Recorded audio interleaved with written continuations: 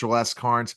Mitchell, how are you? And, last week you got to really show yourself out there to your readers about the different projects and why you're a passionate writer.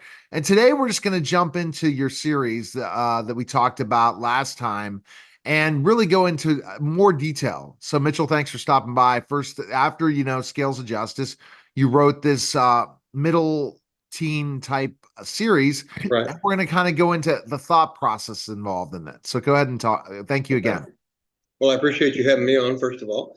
The Cane and Shade Journeys started with a game that I used to play, Dungeons and Dragons. And so I played that for a long time with many of my friends. There were two of them that specifically played over and over again. And so we used these characters, and the characters get so powerful that you really couldn't throw anything up against them. And so what happened is the two of us wanted to just drop that and move on, but the third guy didn't. He had so much invested in his character. So we devised a plan to kill the character without him knowing it. And when we did, he actually went looking for a gun to kill us.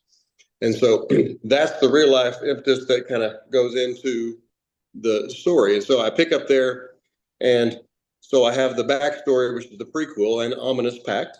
And that is the boys, or four boys that I've made up fictionally, that play this game. They're also dealing with bullying. And so the game is their opportunity to be heroes, to be somebody important in their minds, to be someone powerful who can fight back and protect others. And so as they play this game, you see kind of a dual story with the Ominous Pact of the bullying that's going on. The main character, Scott, who comes in as a hero who doesn't want to be. He wants to be just kind of blending in the background. But they play this game as their escape. And so that sets up the trilogy that follows for the Cane and Shade Journeys, which is The Dragon's Pond, The Treasure of Lorax's Well, and Cane and Shade Resurrection, where they actually get an opportunity to go into the game. They actually become their characters. And so the tagline I have with that is, getting in the game was a dream of a lifetime. Getting out was a nightmare no one anticipated. Because once they're in, they can't figure out how to get back out.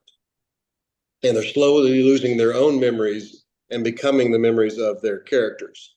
And so when they get in there, they realize the game is not what they thought. It's not just marking down hit points on a piece of paper. They're taking the physical pain, the physical damage inside that character. Everything is not. So when I do Cane and Shade, if you know, Canaan is the promised land. And so Cane and Shade it's not what they thought it was going to be. It's kind of a hidden or shadowy version of the dreamland. Okay, so when they get there, were they not ready for this dreamland? Well, they thought they were ready. They thought they were ready to become these characters. They thought that was going to be, romanticized version of this, and I can be Garrett of the Great Plains. I can be Sylvan, and all these great characters. But when they get in there, it's not as easy. You have to fight. You have to find food. You have to, all those things that you don't think about when you're playing in a regular life become their problem. Okay. It makes sense, and then that's how you kind of lead into the series of the first Right. book, and then kind of go into different things. And we're going to kind of talk about the series, but we're going to kind of flip back and forth from different books you've written, so that your fans now have a podcast to listen to. Once you wrote the first book, did you know there was going to be a series? Well, I actually pitched the trilogy.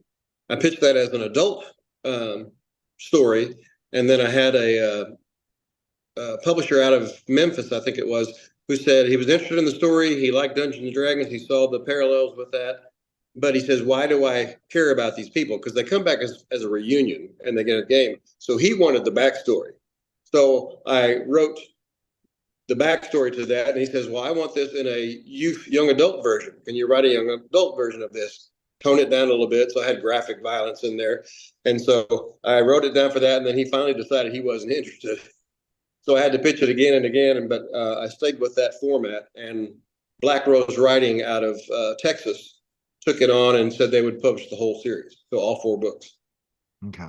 And throughout that story, the kids really develop a they grow, because Yes. they thought they were in the promised land at the start, and then that's where that process begins. And so what age group you said should read this book?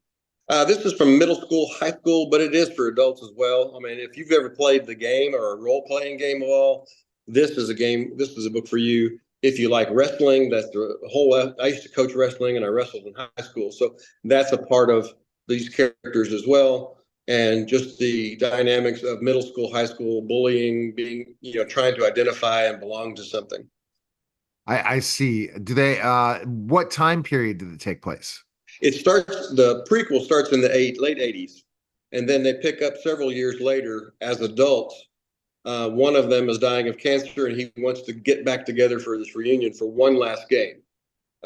So they all come back together, and that's when he unveils the opportunity to actually get into the game and become their characters, better than just virtual reality. Oh wow. And then that's the process. What has the feedback been on the series?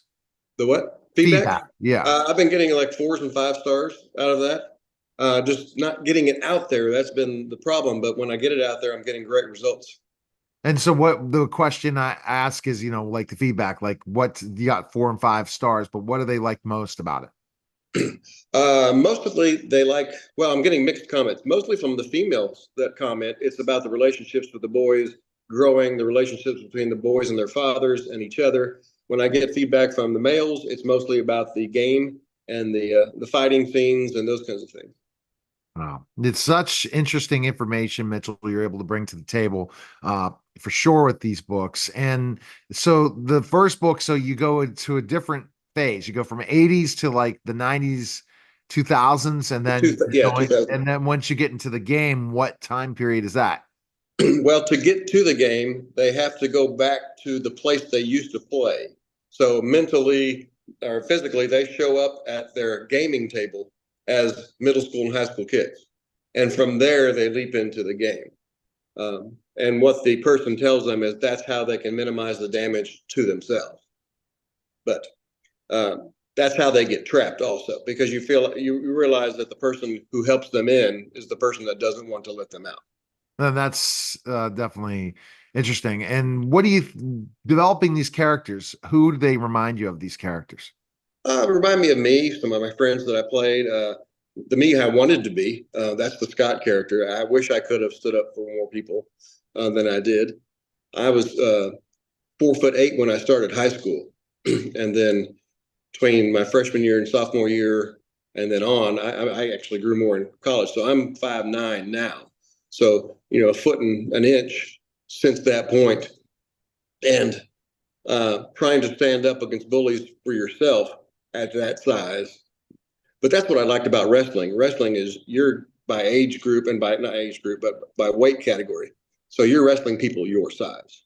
Right. As opposed And to it's a football. fair thing. It's a Right.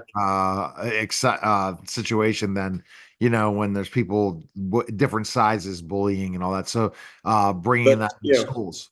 teaching, teaching high school and teaching middle school, I did take that stance and made sure I was out in the hallways to make Is sure that. this Christian? This one is definitely Christian for Christian Yes, football. yes. It's Christian young adult fantasy. No, no, no, fantasy. And the definitely the experience you got to do. This was years ago. You've written these books, and Yeah. they're still out there. And that's a great thing to have that. And the other characters are your friends. No, no, they're not my. Well, they're based loosely on several friends that I've had. When you observe and you teach high school and do this, there's bits and pieces of each student that kind of end up in a character. And so um, Paul's based on kind of the person I was. Scott is based on the person I wanted to be, and then there, Chris and Luke are the two catalysts in between. So All right. Best place to go. Where can we go? Amazon. You can look up Mitchell S. Carnes at Amazon, and it'll have all my books there together. And your website, mitchellscarnes.com, right? Mitchell S. Carnes author.com. Author.com. Appreciate it, Mitchell. Thanks again. Thank you. Thanks for the opportunity.